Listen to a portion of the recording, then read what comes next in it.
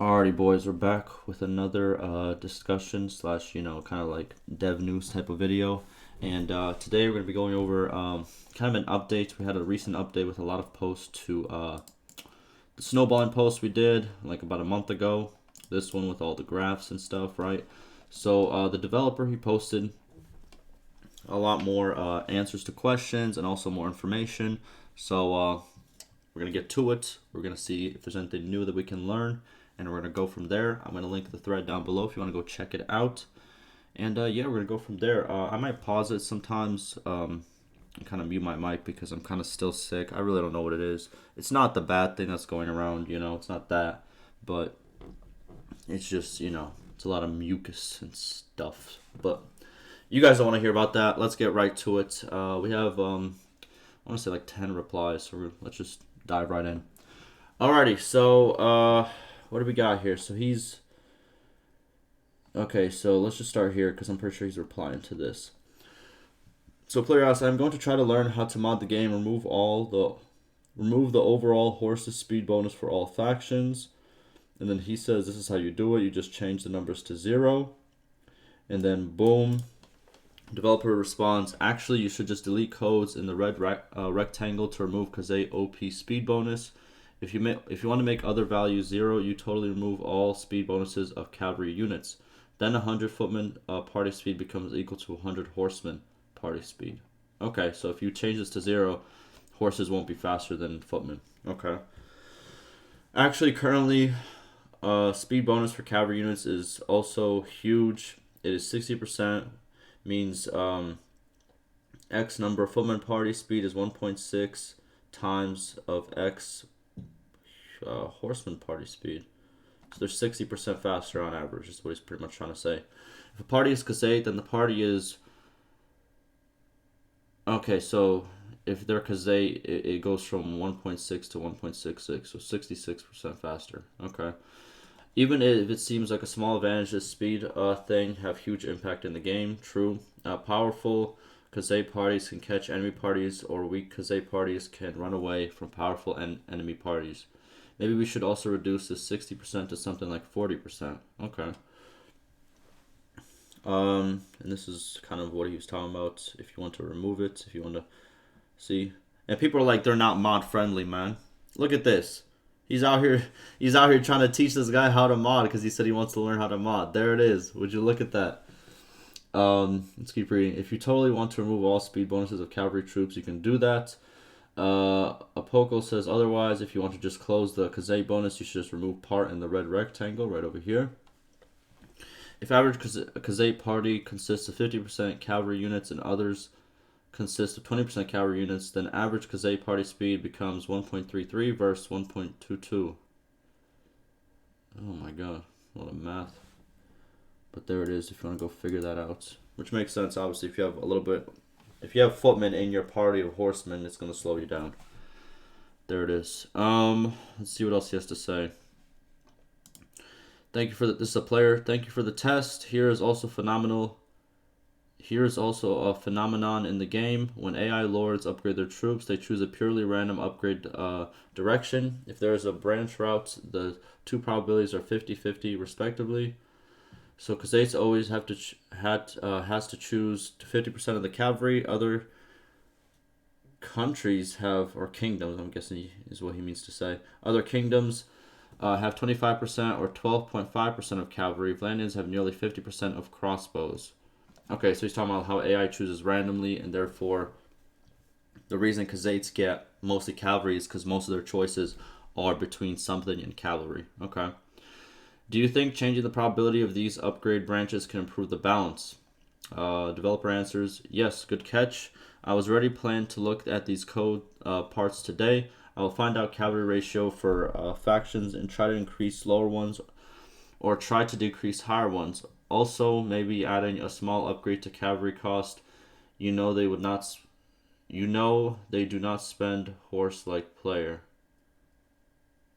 Oh, okay, yeah. What he's talking about right here at the last sentence is there's no horse requirement for upgrades for AI. So, cause AI has a lot of different like cheat codes in a way, just to make sure that they can kind of keep up with the player.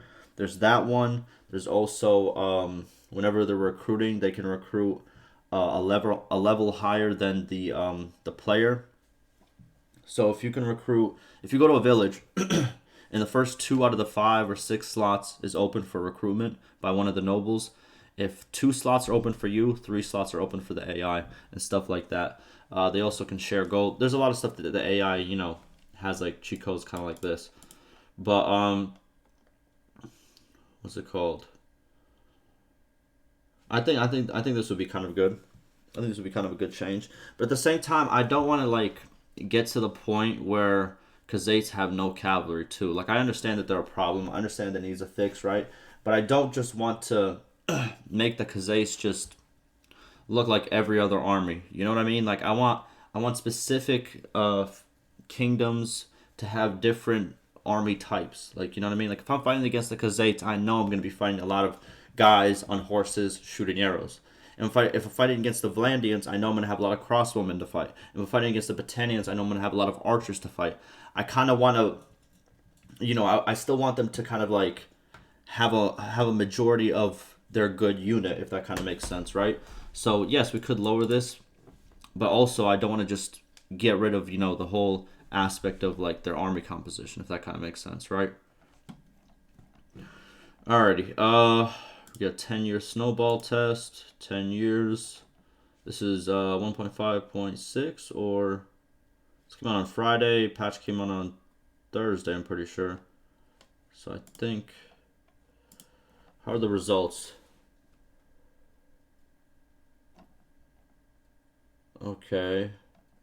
Still looking okay. They're pushing up like always. They're pushing up still. Jesus Christ. Rest in peace, Vlandia. A lot more are staying up though. That's the main point. Thank you for your test. I don't know if this is 1.5 or 1.6. He doesn't mention exactly what this is. Interesting. Okay, but we have a dev test now. 32-year test from 1.5.6. So that's the graph. You have... Who is that flatlined? Is that Britannia? I think that's Britannia that flatlined. But Sturgia went all the way... No, that's not Sturgia. Southern Empire went all the way down, and then it came back a little bit. Okay. That's that. Where's the graph, bro? Oh, there's no map, bro. Oh, you hate to see it.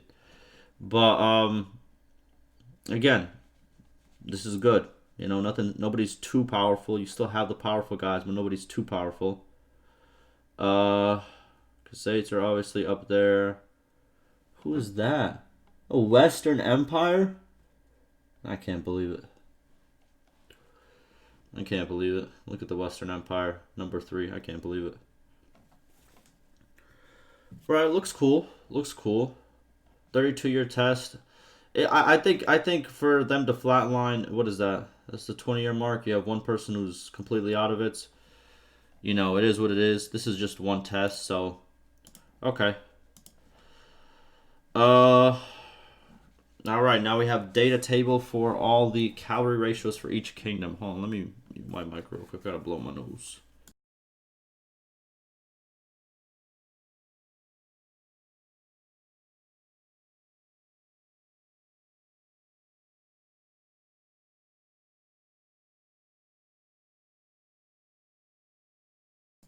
Alright, sorry about that. So here's the data for calorie ratios for each kingdom. Okay. Oh my god, it's a lot of numbers. Okay, so we got averages down here. That's good. So on average, after... Okay, no. So average... So this is looks like a 20-year test. No, 40-year test.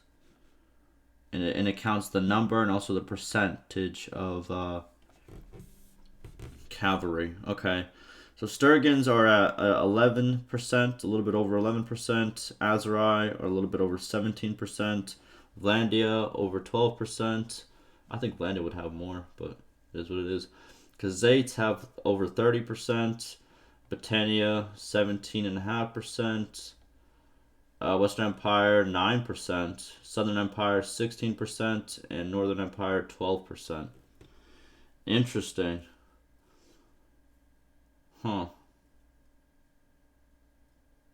That's weird. Western Empire only has 9%, and they're out here number 3 in the graphs that we've seen, all the data table. Okay. Yeah, obviously, Khazaits have the most. That's fine. I'm surprised Britannia has, 17.5, which is, I think, yeah, they have the second most, Britannia, which is very interesting. Okay. Okay. So the dev says, I'll make some work to make these averages closer. See, but I don't think we... Okay, here's the thing. I get that the dev obviously probably wants to make closer for balance and stuff. I just don't want to, like... I understand Khazaits are overpowered, right? I get that. But I don't want them to just lose all their cavalry in the process and just... That's it. That's how we're going to fix it. You know what I mean? I don't know how to explain that. Like I said before, I want each, like, kingdom to kind of still have, like... a majority of their units be like what people expect, right? Like you expect what the Khazaits have, you expect the Battanians to have archers, you know what I mean? Like that kind of thing. I don't know. That's just me. I don't know. In pick data, first number is cav ratio and second number is total man count. Yep, we went over that.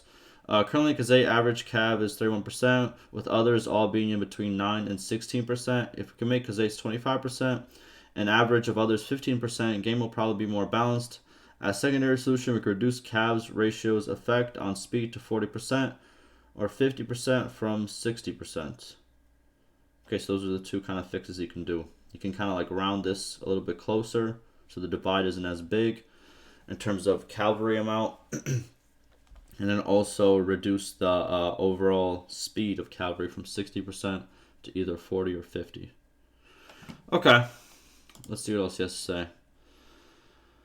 Alright, so we have a player stating, might as well remove Khazaits entirely then. How about we look to increase everyone's cavalry forces instead? Also, what's with the suggestion to count mounted infantry towards speed? Okay, okay, so this came off kind of but like the way you said it. But I think he's trying to say the same point as me, where it's just like, the point of the Khazaits is, they got the horses, they got the arrows, they're gonna ride in. That is what it is. And if you make every single other kingdom or faction just exactly the same, where they have a lot of horses and they just ride in the same way, the Khazaits, yeah, it'll be more balanced, but at the same time, it's just like it's gonna lose like that charm to it. I don't know how to explain it. But again, I don't know exactly. If people want more balanced play, then I guess it's good. But if people want to, have like more diverse kind of like armies, like if you fight Khazaits, you know who you're fighting against. Like I said before, like I don't know, I like the diversity more than just making all the armies kind of very, very similar. Does that kind of make sense? Dev responds, it was previously like that. Footmen were also counted as horsemen if they had horses in inventory. Okay, so he's asking the question about the infantry speed when horses are in your inventory. If you guys didn't know, if you have horses in your inventory and you have like footmen or archers and stuff like that that don't have a horse, they'll pretty much how can I say this? They will use the horses in your inventory to kind of like ride along and make your whole party faster. So if you have like one horse per like say infantry or archer, you're gonna go faster. But it seems it was removed at some point. Oh, interesting. So it was removed. Oh. I don't know the reason of this. Maybe because it's too complicated, hard to tell player. No, I don't think so. Also, even if this is added again, we should make NPC lords to carry 30 to 50 horses each. This will need to buy horses from marketplace. Lots of additional AI codes will be needed. The lords will need to spend money on horses. Rich kingdoms will be able to buy more horses, and in data, you see Khazaits is richest. Then again, snowballing will be affected badly. Also, NPC clan economy will be affected. Now, new expenses will be created, and more importantly, I do not think it will be added back because it seems to be removed from a decision from the top.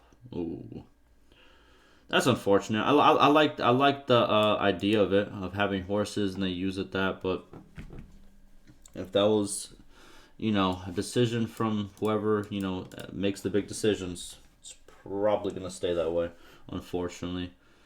Be a cool mod. Hey, a lot of people remember this option. If you're making mods out there, you know what to do. You know what to do.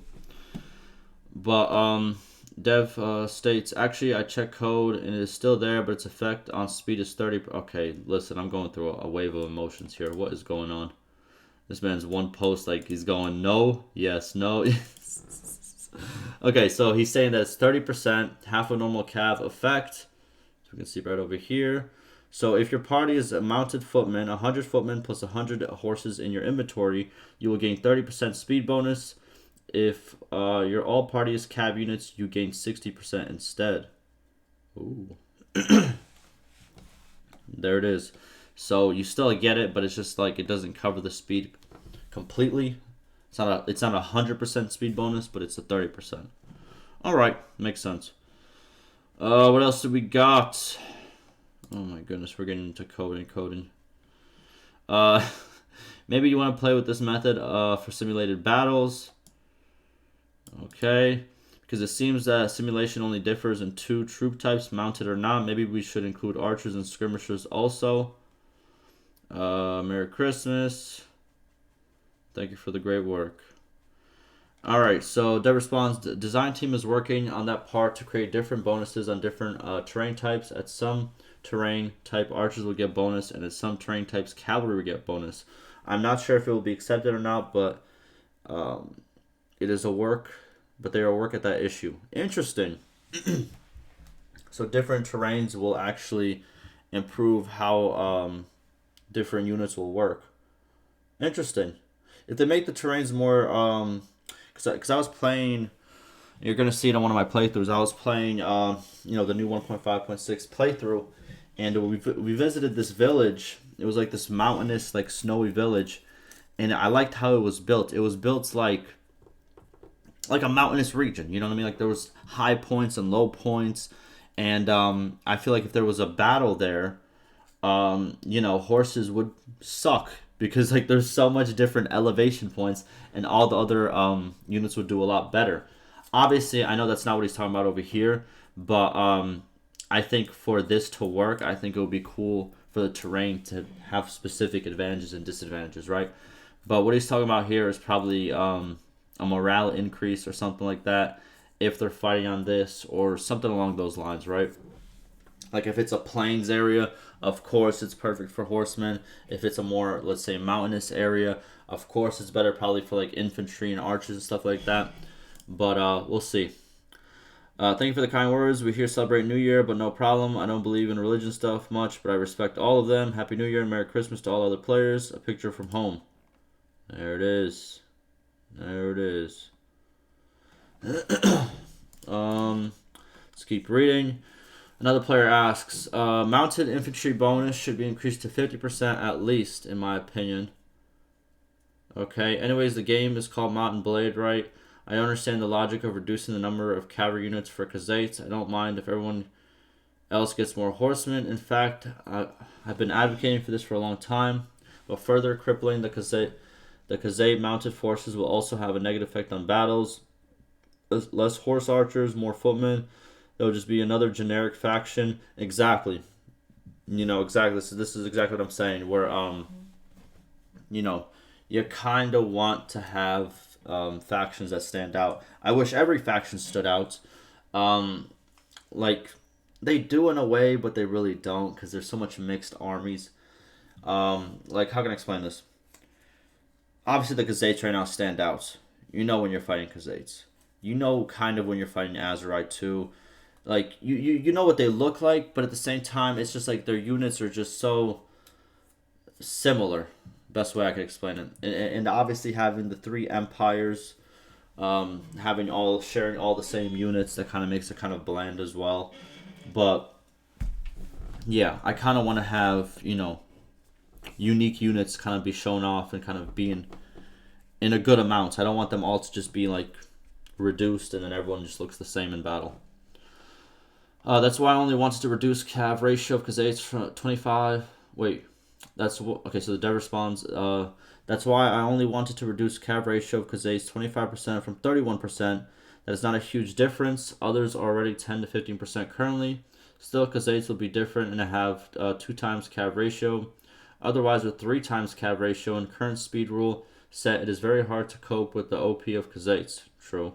You can prefer this, but we should find a solution for all players average. Mounted infantry bonus can be increased as you suggested, but no solution for the overpowered Kazates.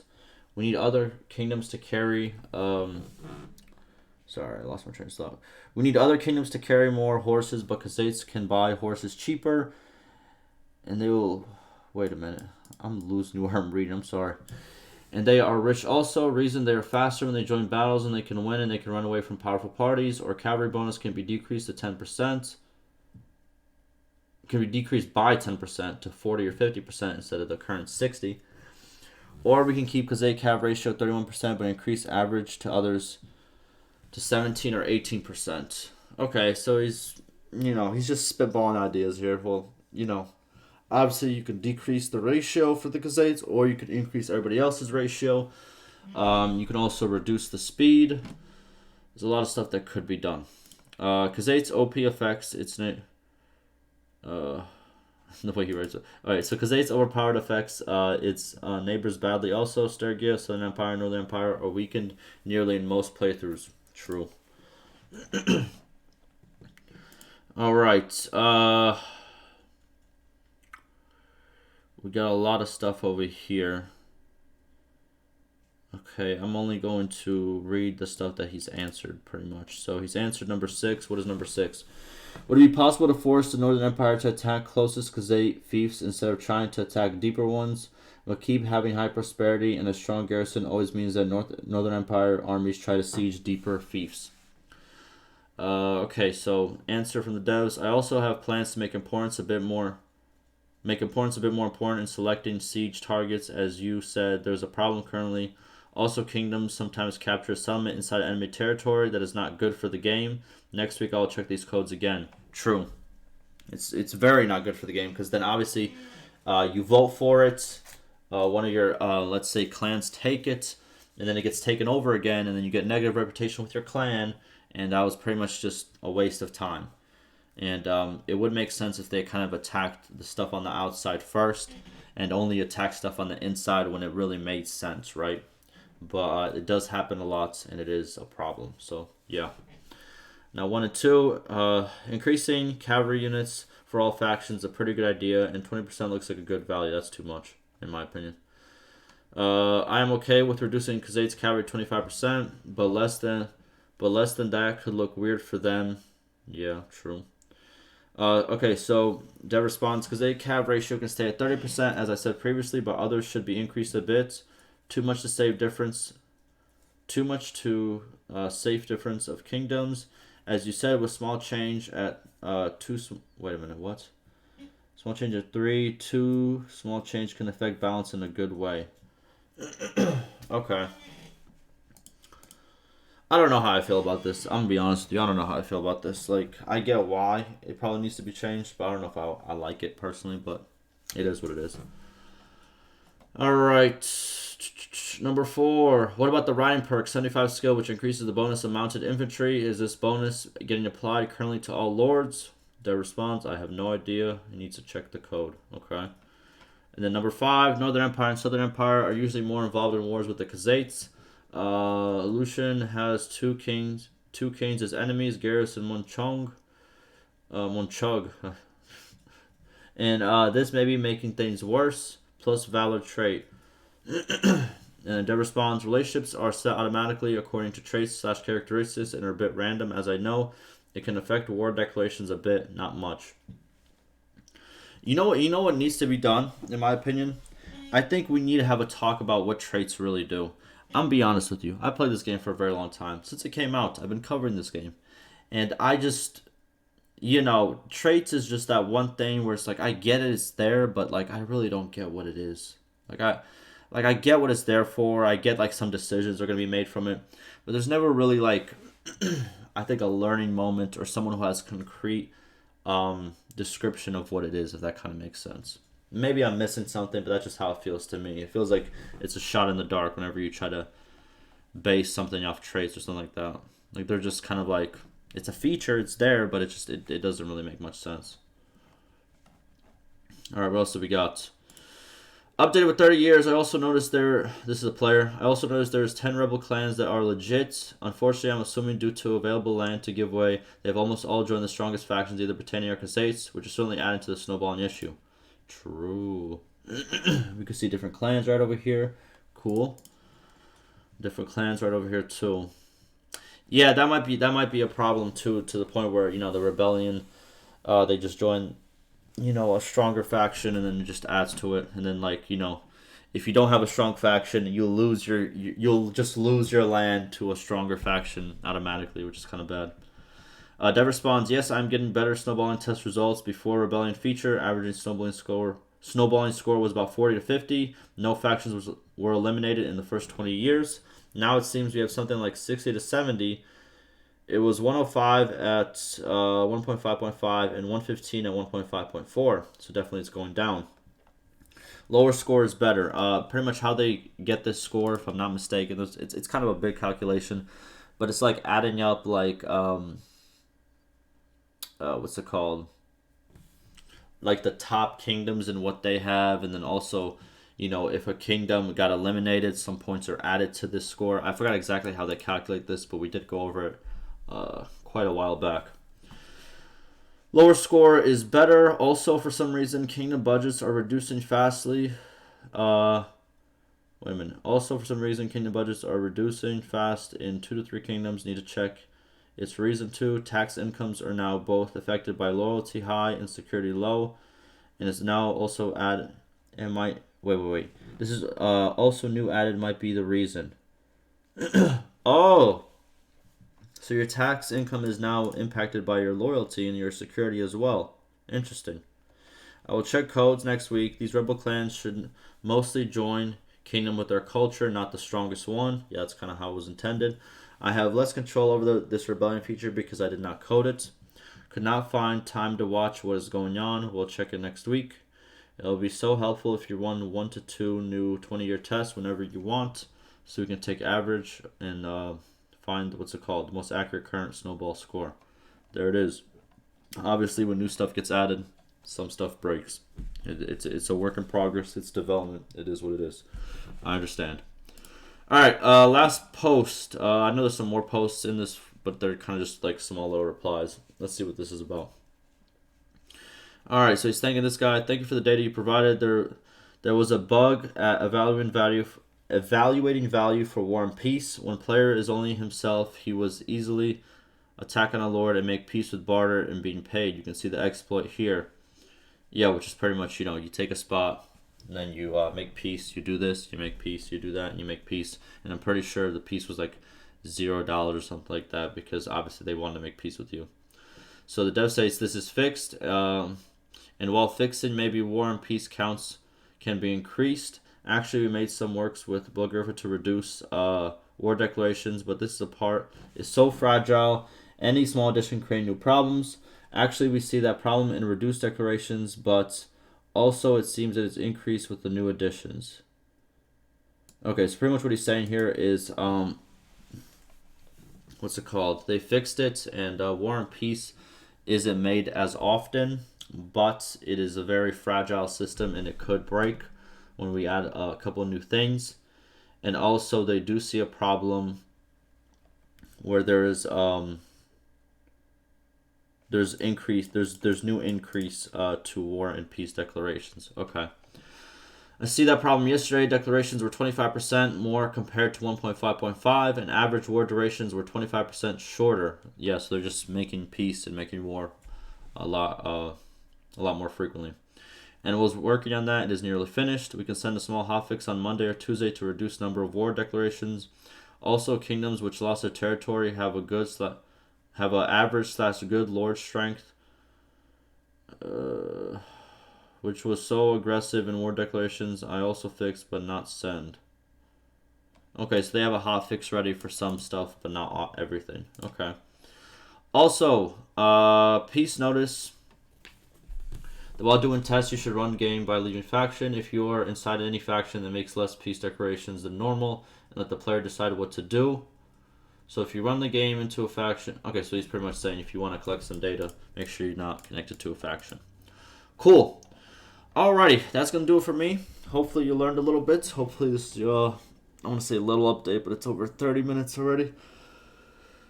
Oh, time goes by quick. But, yeah, hope you guys enjoyed. Ask me any questions, any concerns, and like always, stay safe.